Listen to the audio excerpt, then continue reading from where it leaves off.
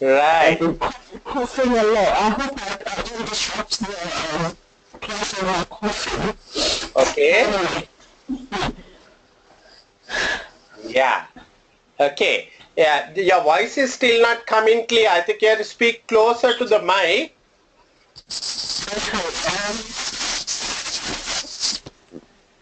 There's some Is it, is disturb. it, is it, Yeah. is it better? Now it's better. Now it's better. Sure. Yes. Yes. Yeah. I think it is the distance between the mic and you that may be causing the problem. Okay. Right. So what I thought was, I have already prepared some marks, I have prepared some financials, but before going into that one, let's proceed with our pre-scene to get Yeah. more ideas from the case. So Okay. one thing what we realized already, it's a family company. Yeah. It's a family company, and you are working there. So then the other thing, it's an unlisted company. Then the other thing, for last 15 years, no growth at all.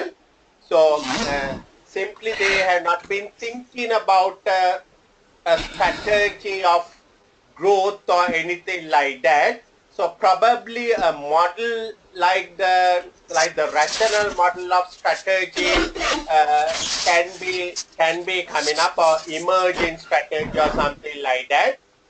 Then also what we saw was they are in a they are the farming industry. You get the big farms and you get the smaller version of the farms. These people are in the smaller version, but in the smaller version they are one of the big people.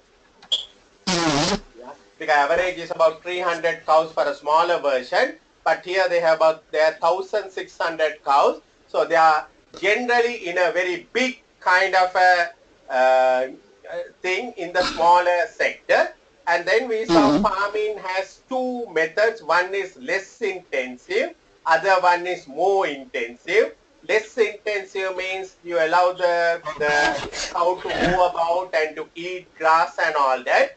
More intensive means you keep them in a cow shed and you feed them. They are not allowed to go about. So basically they don't lose so much of energy. But the risk is diseases can spread very quickly, and that's one problem.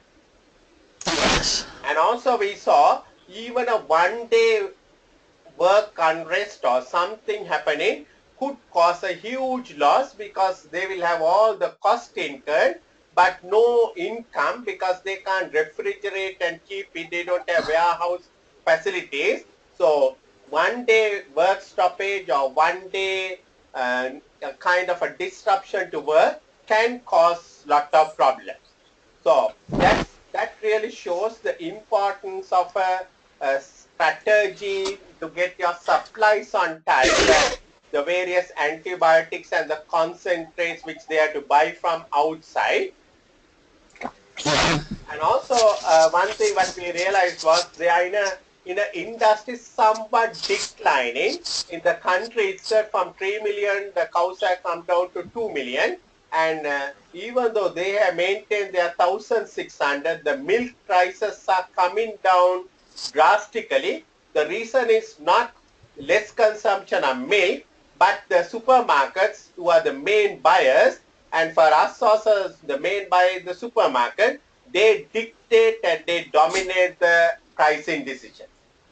So as a farmer, we just have to accept their price because there are so many farms working. The way out is for you to go and produce something other than milk, or rather from milk. If you can move on the forward vertical integration and manufacture cheese or butter, the country is not yet self-sufficient in cheese or butter. They are importing cheese and butter. They are self-sufficient in milk. So that may be a possibility what you have. So I can see in this case, this company in 31st December 2015, they were somewhere, but the profits declined so rapidly because the costs are same, but the income is coming down, the output is same, but because of the prices coming down, the income is coming down, so obviously the profit will come down. And I can see if the same trend is going to continue, or if it has continued, December 2016 will be a disaster year.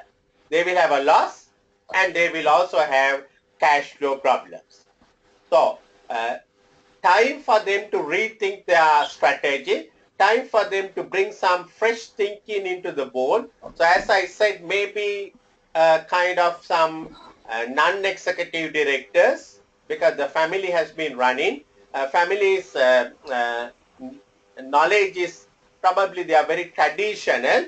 They know the traditional things, but beyond that they don't know. So maybe they need some external people into the board, one thing.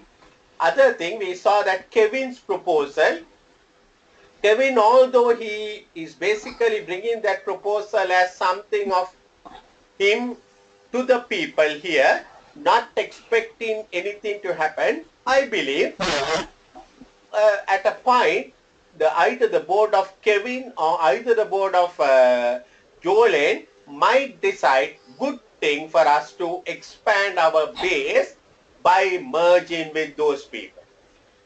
Yes. So that's what I was thinking. So I have framed a question on that one, on that line, because I think that could be a possibility, because otherwise Kevin won't just come and give the figures and, examiner, there is no reason to bring Kevin into the scene unless you can see something different in Kevin's business compared to ours. We saw that difference in a different way. Kevin's investment per cow is just about half of our investment. So probably that may be a less capital intensive investment. Maybe an idea for us to go on our own for that kind of a thing, or maybe something that we want to think about. So those are the things that we discussed last time. Let's start from the SWOT analysis today. So the board, now you have to remember this board is just a family. So this SWOT analysis may not be a very, very comprehensive one.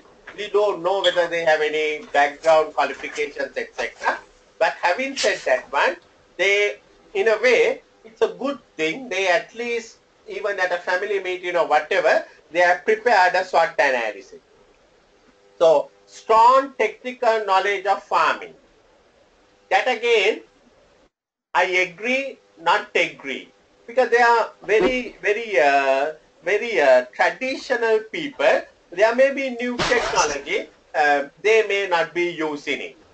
We see them using the chip. We see them doing certain things, but surely may not be that advanced in with all the other things, because we are not being given the yield per cow. Generally, in good farms, we get a 30-liter yield per cow. Generally, 30 liters yield per cow. The Kevin's farm is talking about 30 liters.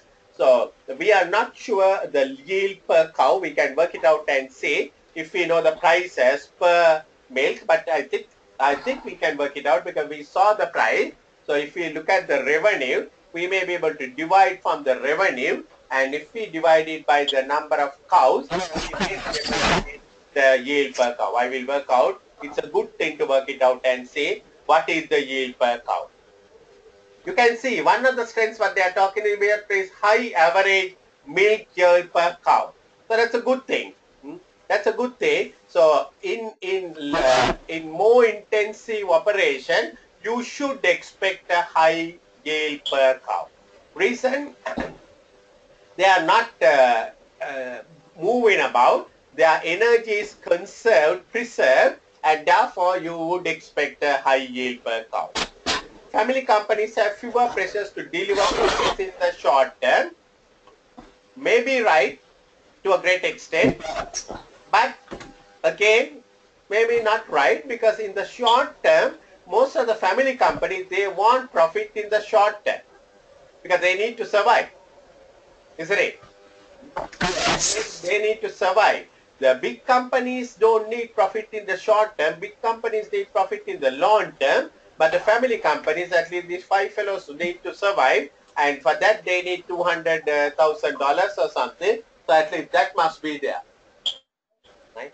So then let's look at the very important one is the second one. What I want to look at is the weaknesses. Yeah. Yeah. Intensive farming methods create a consistent threat of disease in the herd. So that we saw always with this intensive farming, because all the cows are kept, one disease, it can spread to all the 400, and they are adjacent, even it can go up to 1,600.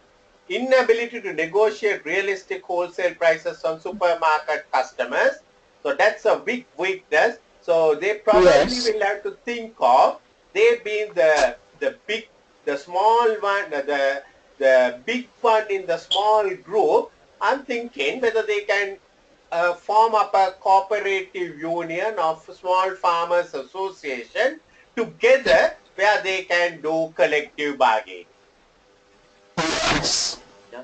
Because as an individual company, it may not be possible, but if all the small farmers get together, form up a kind of an association, they may be much more stronger to negotiate Yes. a good price with the supermarkets, because then everyone will say we will not sell below that price. So that's something. But having said that one, sometimes what can happen is the people who form into the association can undercut prices and do unethical selling.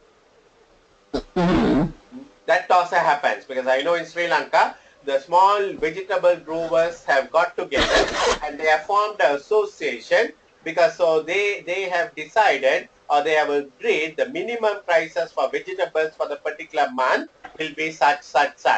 But they go and do an underhand transaction with the hotelier and say, look here, we will supply below the minimum price. Unethical, but these things do happen in business, right? Danger of groupthink with long-established board comprising family members. So this is what I was thinking all the time. Always the groupthink means that when the father says, everyone agrees. Mother says, everyone agrees. There is no kind of what I should say. Challenge. Yeah, challenge, exactly. Challenge to the strategy, because if you remember, the board, the non-executive director's role is to challenge the strategy of the executive director. So here there is no challenge. So father says, they will say yes. Mother says, they will say yes. When the elder brother says, they will say yes. So because of that, they might not have a kind of out-of-box thinking or strategic thinking coming up. Look at the opportunity. Growing market for some dairy products such as cheese and yogurt. This is what I was thinking. They can think of a vertical integration, a forward vertical integration, where they will either acquire another company or they will merge with a cheese manufacturing company or a butter manufacturing company. Yeah. So you can merge the two entities, and this company can supply all the milk that is required for cheese and butter, which can fetch higher prices because you're adding value, and that can make a difference in your opportunity or the profit. Potential synergies such as use of farm waste as an alternative energy source. So yes, this is another area that the companies are developing, using the farm waste as energy. These people are not doing anything like that. They are just using it as fertilizer. It may be something which they can look at using as energy source and trying to produce some biomass, that kind of a thing. Selective breeding and other techniques creating new breeds of dairy cows that are better suited to intensive farming. This is what I thought. Even though they believe they have strong technical knowledge of farming, there may be new breeding and other techniques that can create new breeds of dairy cows that are better suited to intensive farming. Yeah. Look at the trends. Staff recruitment is difficult because potential workers wish to move to cities for better pay. This is a perennial problem in the farming. The younger generation of the farmers, the children of the farmers, they are doing SEMA. Don't want to. Yeah, yeah, yeah, I agree. They are doing the SEMA, they are doing ACCA. They don't want to work in the farm, and they will be No. moving from the farm into the city. And this is a big problem to keep the people, the farm workers, the cow workers, or the cowers. All those people are not very easy. Growth of major farming corporations that use economies of scale to undercut independent farms prices. That's another trend. Surely, the big farms, they buy things at a big thing, and they have all the new things. Their cost of production will be much more cheaper Yeah. than. So one way we can overcome this is if we can form up with all couple of small companies together. If we can become a major corporate, like any other big corporate, we may be in a better position. Of course, we will lose our control. We will not be doing the same thing, but it may be a better way rather than going down in the ship and sinking altogether. Public concerns about animal welfare and farmers. Yes, that's a big issue all the time. All the companies, they have this issue of the trade because the people are becoming more vociferous about these animals being kept caged and all that kind of a thing. So all these problems can cause some kind of issues all over. Yeah. So these are something what we can do. I think you can look at with your own experience. You can probably think of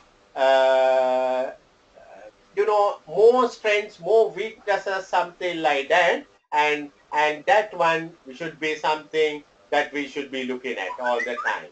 Okay. Yeah. Just a minute.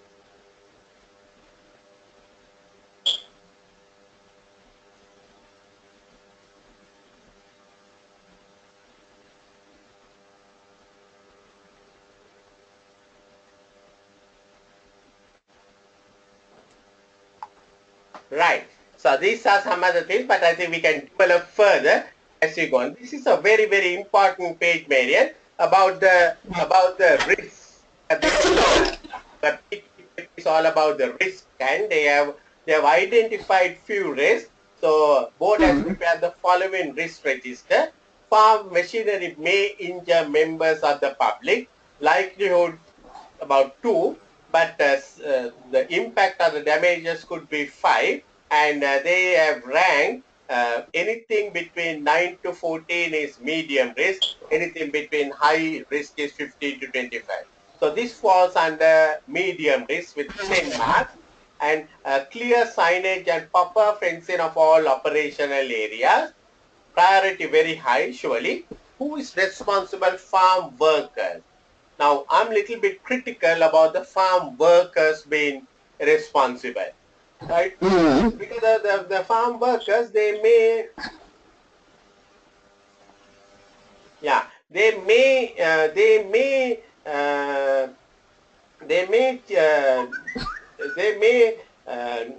do it, they may not do it because the workers are not really interested in all that kind of a thing, because we are seeing we can see the sometimes when you ask the workers to wear the safety equipment, they don't.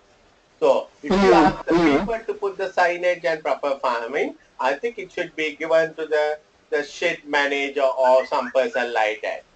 Road traffic accidents due to tanker movements. We saw that something happened earlier, demonstration. Access roads to be kept clear and well signposted. Priority is medium, and again the farm workers. So they are relying heavily on the farm workers for all that. Cattle diseases such as mastitis contained milk, which is a very, very high risk state. Likelihood is 5, impact is 4, and all cow heads to be inspected and milk samples to be tested daily. Shed managers doing that is all right, I would think, but I believe it must be again at a higher level. At least samples must be tested, and the test reports must come to the farm manager, so they know that the milk that they supply to the market is of, not in danger. Because if you supply drawn milk, and if that gets into the market, that can be a disaster for your company. Yes. And all cows to be inspected for the signs of illness on a daily basis. Cow herds, I believe that is not practically possible. For 400 cows to be inspected on that one, I believe they have to get a vet to visit once a week or something like that, and to look at the cows on a more professional basis. Because to rely on the cow herds, I don't think is the right way to go through. Bacteria multiply rapidly in milk, again a very high risk, and highest possible hygiene standards to maintain milking equipment. Again, they are given the responsibility to the cow herd. You can see why this is happening, because they don't have a big structure. The directors are the farm managers, then the next one is the shed manager, and then immediately we have the cow herd. So we don't have a middle level, a supervisor level. So everything will have to be done by these people, and they can't afford to take any more big people because they don't have enough profits. That's right. Yeah. So they are in a kind of a dilemma. All pipes and tanks to be cleaned frequently. That's also not very specific when you say frequently. That may be much. It may need more elaborate discussion. You can see the questions will be framed in this area. Farm workers can be killed or injured by farm machinery. Fairly high again. Only trained staff to operate machinery. So again, the responsibility is with the farm workers. So I think we have to have a middle level coming up, because Yes. ensure that we have supervisors or some people. I think it's otherwise you have to find quality circles or something like that. Otherwise, it's too much to depend on farmers. So you can see they have identified the risk, but the risk strategy doesn't seem to be very effective in all the cases. Cow herds have risk crushing by cows, which is very high, and all cow herds will be trained in herd management. Okay, so again, the training itself is the cow herds and the shed manager. So probably they may have to go outside and get the people trained. So risk of injury from slipping on shed floors, again fairly not so high, but you have to maintain it. Animal welfare, disease can be spread into the sheds. Cows who display any symptoms to be isolated. Yes. Veterinary advice to be sought where appropriate. I think it's not a question of where appropriate. They must have a very regular visit by the vet, or they might even think of employing their own vet in the farm, or probably at least a regular vet on a contract basis or something, who will visit the farm and on a routine basis. Protesters may wish to disrupt operations. This is very, very common now. Maintain good relations with local police service. but police can't stop everything. You have to maintain, I think, good relationship with the people, the community. The community. Care over security arrangement and high standard of care in managing the herd. Yeah. So, but again, I believe that I think they have identified the risk. I'm not very sure whether the risk strategy is the right thing what they are doing. Experienced staff may be lost to compete in farms, ensure wage rates competitive. Yes, that's a good thing. New staff may be difficult to find. Offer training, actively recruit to local schools and colleges. Now this is, I don't think, practically good enough, because what we can see is today the younger generation is not interested in doing the cow herds. They are in a different thing. So you may have to improve your technology or thinking and see what best we can do. Look at the cost of the feed cost. You can see it is totally 140 per cow per day. Out of that $1, it's about 70% is spent on purchased concentrates. Yes.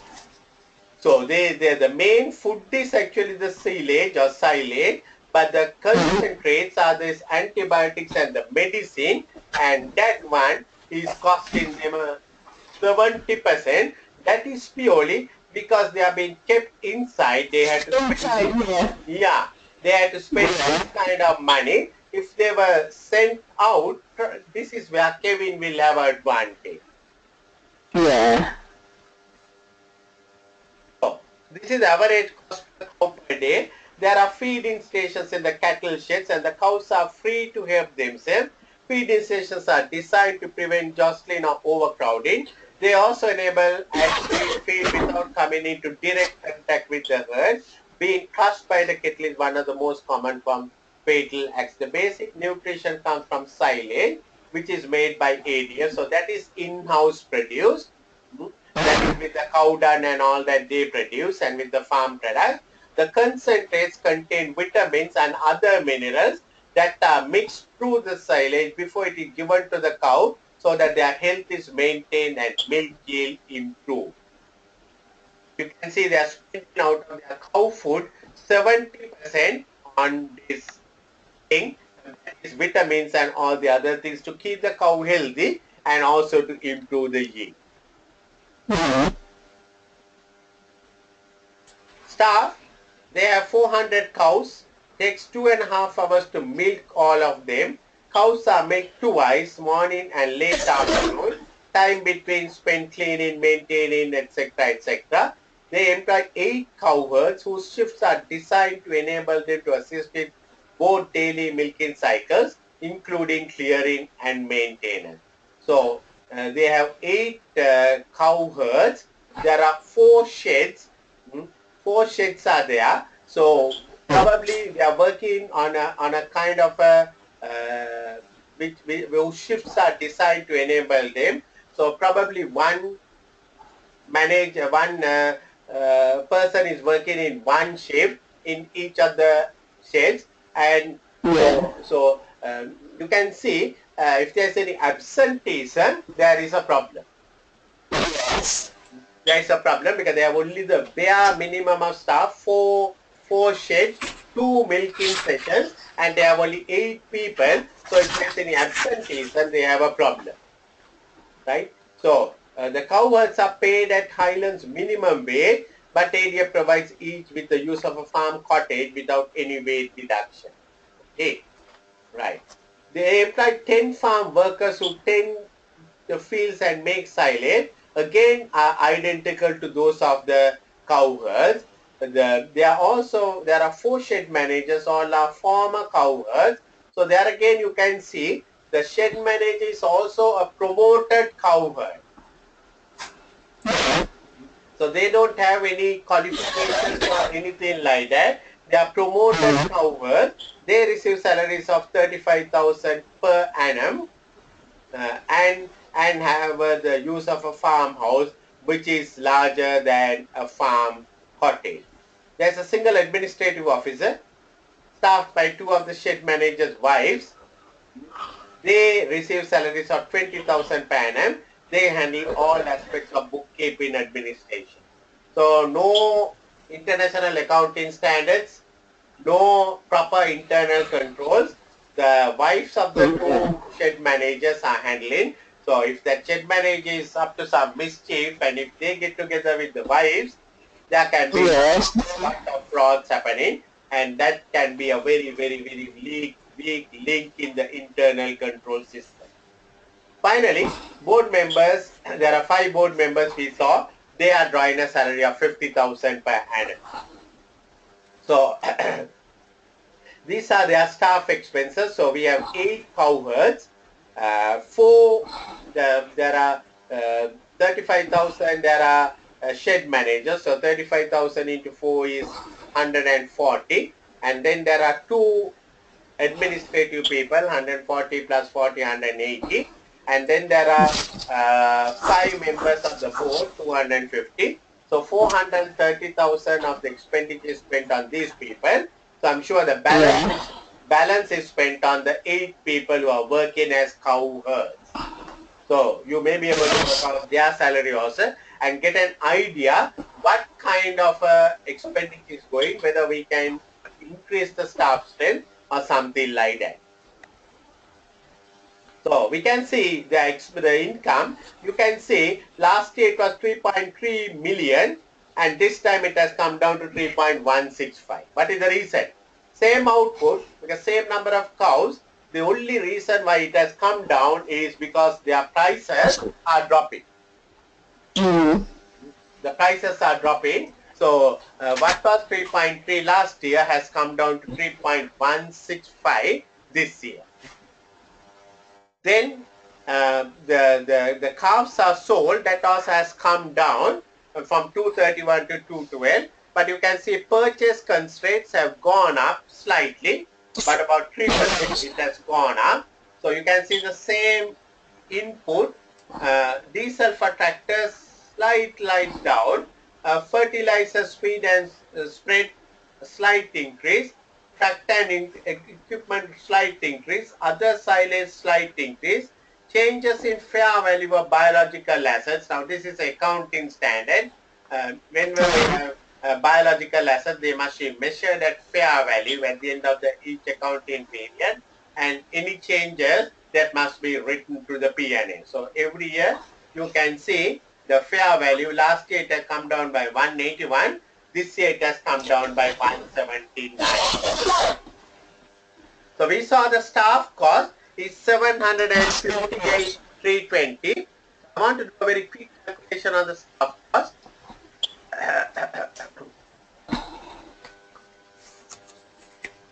So what we see is 758,320.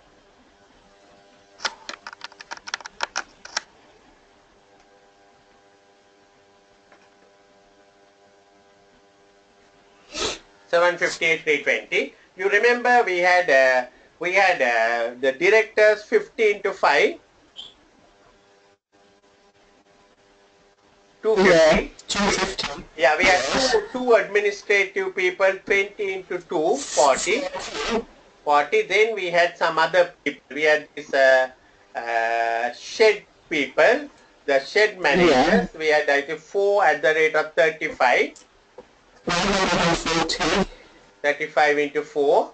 So these were the expenditure that they are given. So 250, 290, 430.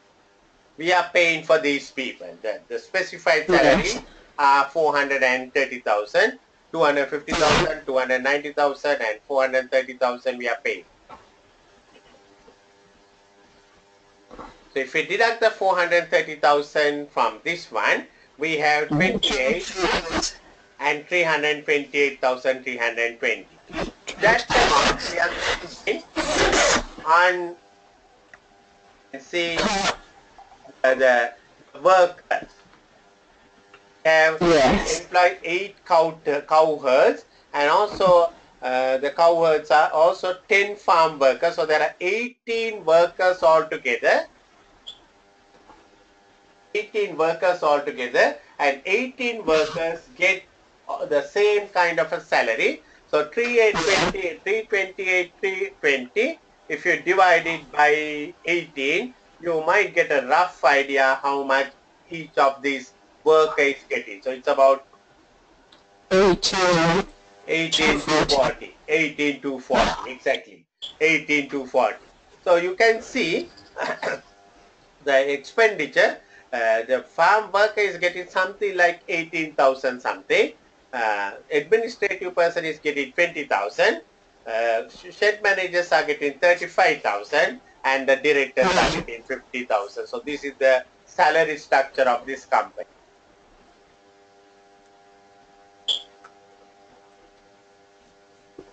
Sometimes you may find necessary to increase some of the workers or something.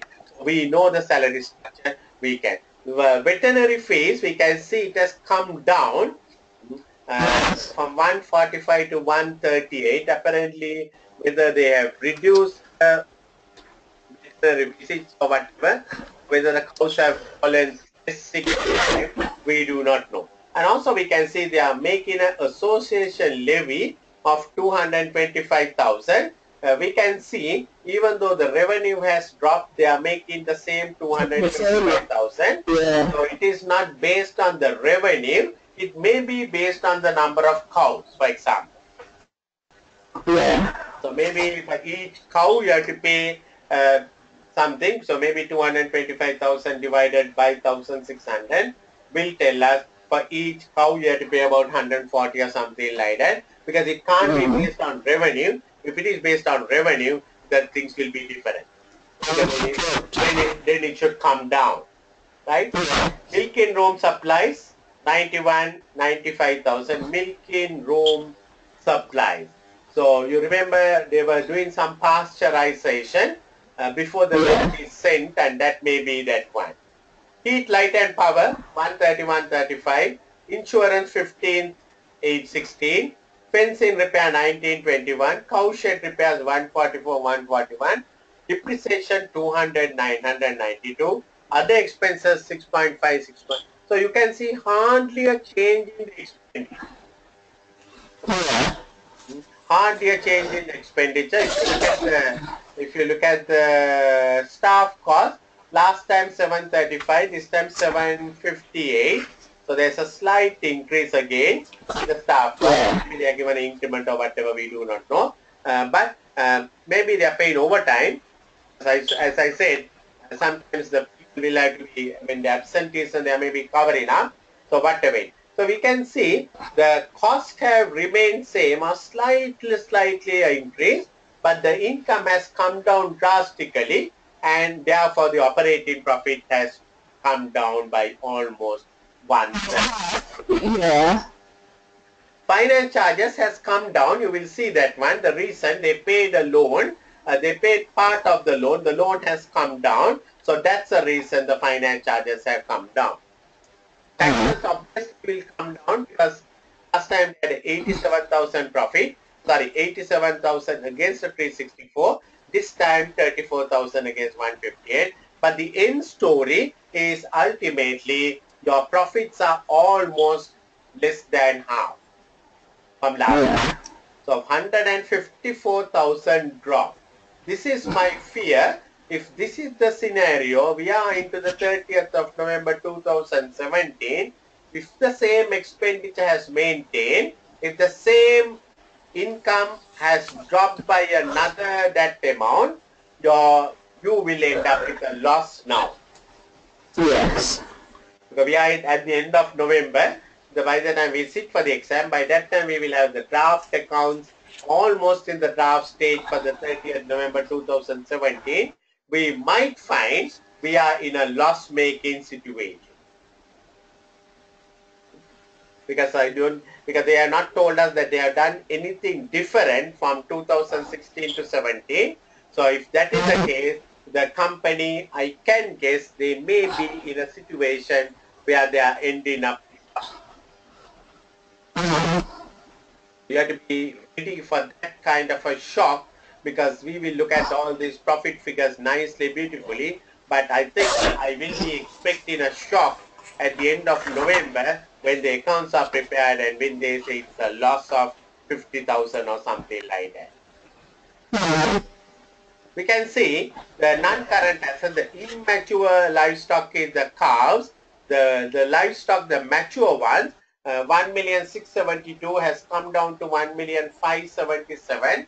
So this is the adjustment they do for this fair value, right? So the livestock mature is figures are coming down again, and again the livestock immatures are coming down. Property, plant and equipment, maybe because of depreciation, it has come down from 13 to 12.2. But we can work it out and see property, plant and equipment, we had a 13.1 million to start off. 13,1093, 13,1093, 942 was the starting off figure. We can look at the depreciation for the last year. Last year depreciation, we know what was the depreciation figure. Depreciation is 1,92614. So if I deduct 1,92614, I get 12,911,328. 12,911,328. And I can see we are 12,246,675. So in addition to the depreciation, they have disposed some of the assets. They have disposed some of the assets. So from 12,913, 911,328, 12,246,675. So they have disposed the asset worth 664, 653. Assuming there are no other things that has happened, they have disposed asset, a net asset worth 660. So that's something that is telling us, either it tells us good news that they have some excess asset which they can dispose and collect money, or it may be they don't have money and they are just disposing the assets to keep the cash flow. So we don't know. We will think about it later. Inventories, they don't have so much of inventory because they don't carry inventory, because almost the daily stock is sold, so they don't have any inventory. So maybe inventories, maybe the concentrates what they purchase, but cannot be too much of milk, the finished product, because the finished products are sent daily to the supermarket. Trade receivables, they have a fair amount. That is because they give credit to the supermarket, so they are taking time to pay. Cash balance, we almost see the same balance, 60 to 64.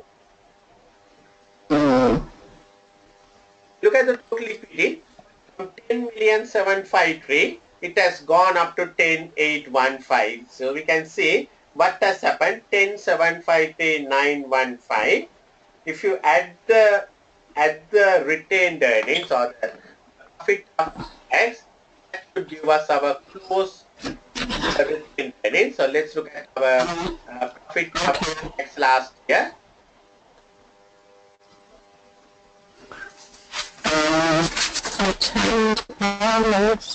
Profit after tax is 128,114. 123. So it should be 10,877,729. Let's look at what they have. So they have 10,815. So most likely they have declared a dividend. They have declared a dividend of 62,634. Looks like they have declared a dividend for the equity. Otherwise, the equity would be that one. So you can see they are a company that is declaring dividend.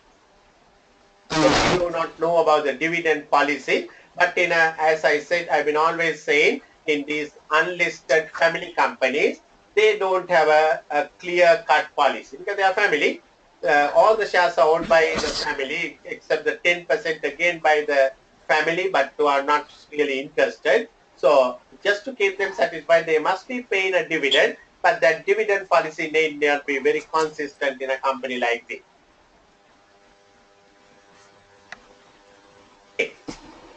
The loan. Look at the loan.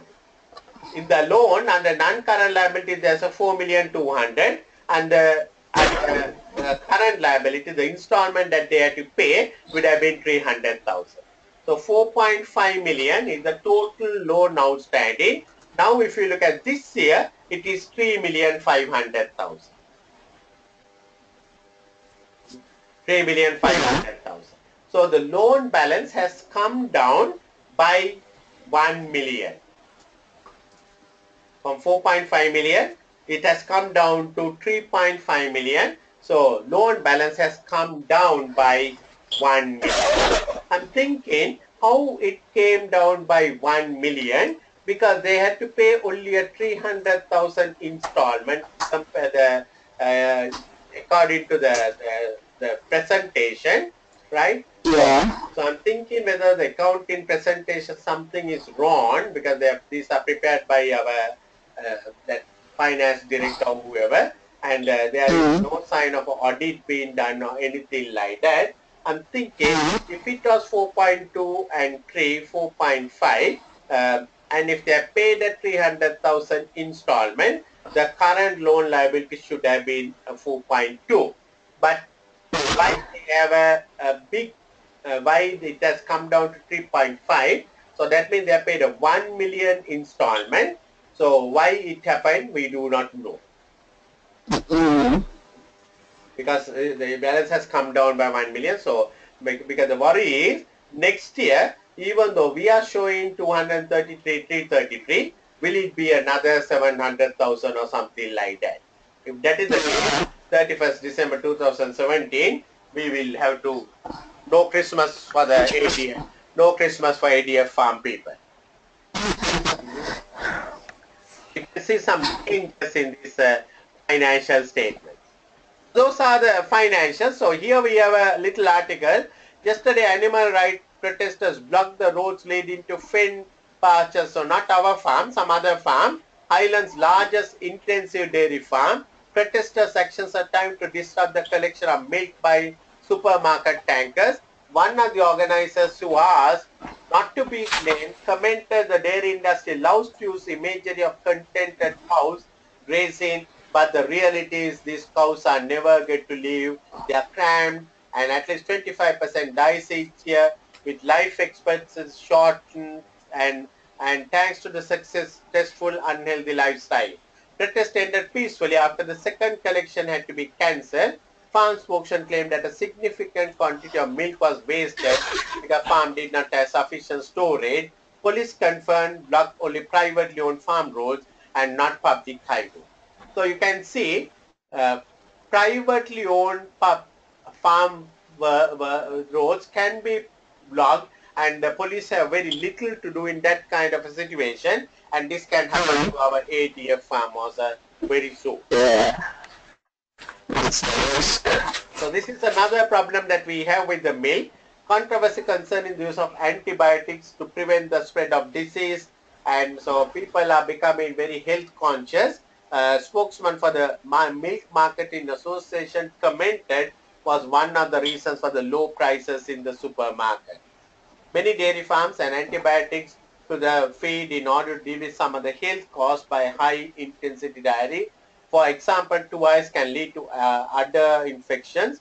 Also, the cowed in the can mean diseases. So because of that, as a preventive measure, they are giving antibiotics. So the antibiotic that is given to cow is slowly entering into our human body through the milk. Yeah, through the milk.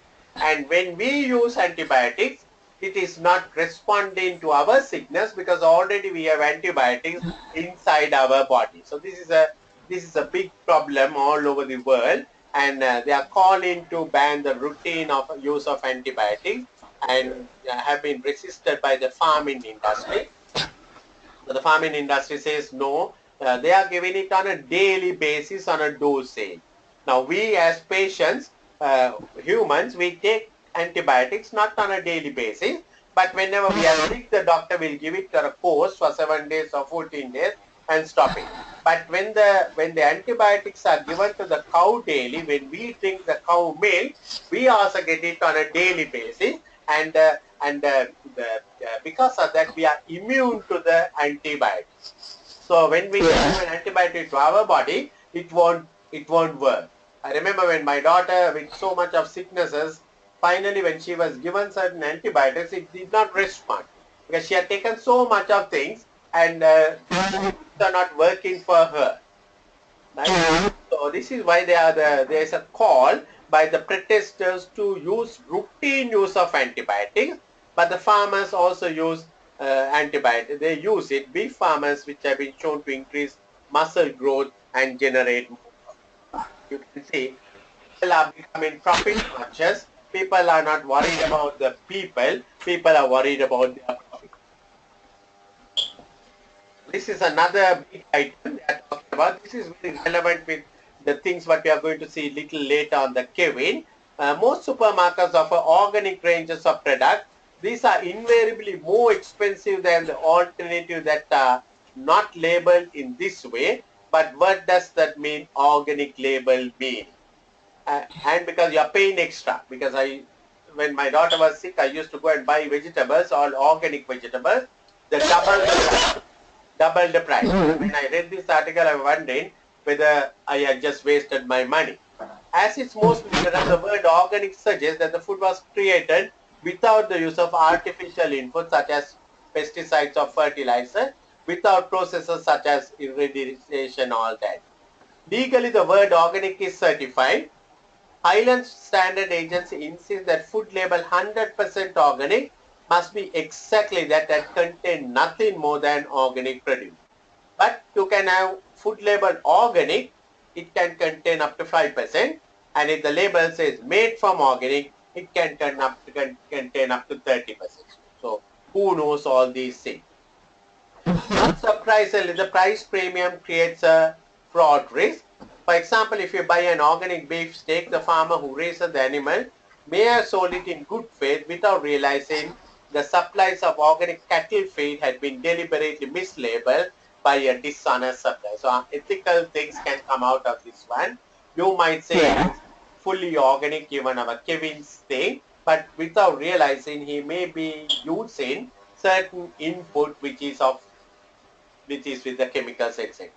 Why do you want to eat organic food? Some people tend to prefer the flavor. Whether that is true or not depends on personal taste. Others feel it is healthier. It is unlikely that the organic food will be any more nutritious in terms of protein content or vitamins. It could be free of unnatural products such as traces of chemical fertilizer. It may be untainted with antibiotic-resistant bacteria. Very few medical practitioners believe there are significant benefits to be had from switching to organic food. I don't know whether this statement is true, but I want to check the internet because we believe, the general perception is we believe organic food is more healthier and people spend double the money. So this is very important for us because Kevin's farm will be producing something like organic milk. Whether they can fetch higher prices than our company is something which we have to look at. I worked some numbers.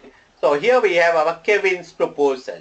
So Kevin is our Jolin's brother, our CEO's brother. He wants to create a dairy farm on 340-acre site located about 80 kilometers from ADF.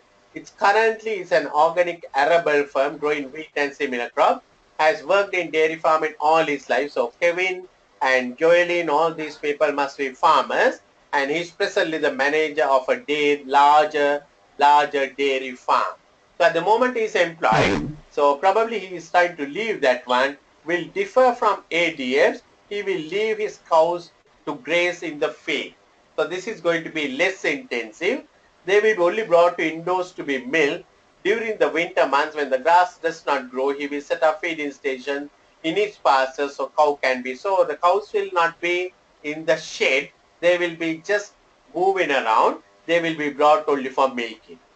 Farming model is less intensive than used by ADF. Kevin believes potentially more human and more sustainable. He believes there will be a growing market for milk products in this human and organic market. It will command a higher price. Now that is what he is thinking. He thinks it can command a higher price. How much more, I don't know. But furthermore, he is not convinced that the high intensity farming is particularly profitable. So he says, the way that ADF is doing is not very highly profitable. Cows require very little care management if they are left in a field to take care. They are also less prone to disease when they are kept in open space with room to move. Walking on grass will reduce the risk of foot injuries. No point to routinely dosing the cows with antibiotics. So, some plus points are there. Kevin has asked Julian and Archie to look at his plan, knowing that they have neither time nor the will to become directly involved in managing or finance. So it's a hint for you. It says they don't have time and management, but probably they might find time and finance to get into this one. He values their advice because he respects their farming skills. However, taking a deliberate step backwards in terms of running a traditional dairy farm. So there he's not looking new technology. He's looking at traditional farm. Almost all the dairy farms use intensive measures such as those adopted by AD. So you can see Kevin's model is going to be a differentiated model. Yes. Most of the farms are using the ADF method. So there is a cry for this organic food, and Kevin is going to cater for that line, and probably maybe he can get a higher price. All of the following figures are expressed in current prices, so not adjusted for inflation. Figures are expected to vary in response to the cycles in the management of land, for example, a fallow policy after year 3. So you can see the target size is 300 continuously. It's about 25% and 4%, and carving interval 14, 15, and truly it is gradually coming down to 12.8. Liters per mill, you can see because of their less intensity method, they are going to get 30, 34, 35, 35 all that. So they are improving very rapidly on the yield. They are given us a lot of information. I have analyzed this information. I'll share this information with you. So they have the land, they have the cows, all that kind of thing, machinery, equipment, all that. And finally, what you can see, a cow is 4,865. If you look at our investment per cow, just go to our financials. Our investment per cow, we have a 14,511,615. Okay, forget about the current assets, but look at the non-current assets. We have 14,196,75. There are 1,600 cows, and if you divide it, it comes to about 8,870. That's very high compared to. Yeah, 14,196,75 divided by 1,600. It's about 8,800 per cow. Whereas our Kevin's one, per cow investment is only 4,800. So almost one half of the investment. In other words, with small money, we can run twice of the Kevin. Yeah. So that is what. I mean, almost we can have 3,000 cows if we move into this method of working too. And they need 240 acres. So for 300 cows. So we also have the similar kind of a thing. So I'm thinking whether a question will come up on change of strategy. Looking at our Kevin's proposal, you might think we can shift it to glazing because we also have the same acreage. So say 300 acres for 240 acres per 300 cows, right? So 240 acres for 300 cows. That means each cow is about 0.8 acres what they require.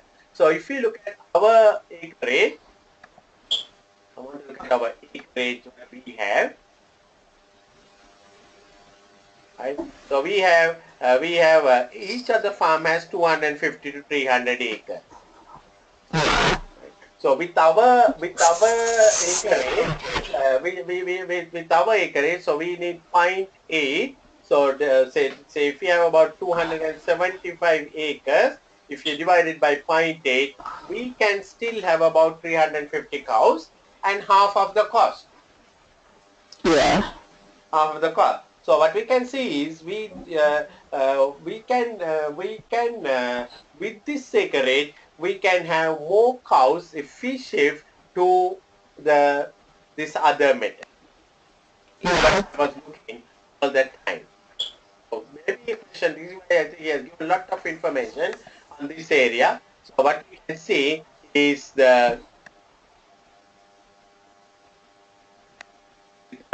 is the investment is only 4,800. And if you look at the 5 average, given the 5 average, so they've given us the various expenditure. I compare this with our expenditure. Here it's about 438 per cow, the income from our, but we have to do certain adjustments because their expenses don't include the salaries of the directors. So we have to remove the director's salaries from our account and then only we can make a comparison. So I've done something, I will share that. So cash inflows, we can see he has cash flow statement. But I realized he has just prepared the cash flow statement, but his capital expenditure, the initial capital expenditure is not included. Not included in the cash flow. As an inflow, as outflow, it is not included. So we have to find the initial capital. If you find the initial capital, what it shows is every year net cash flow of 114, 192, 200, all that kind of a thing. Look at his pricing. He is going on real pricing, and he believes the real pricing will be 552, 633, etc., etc., etc. Because his yield is increasing. His yield is increasing.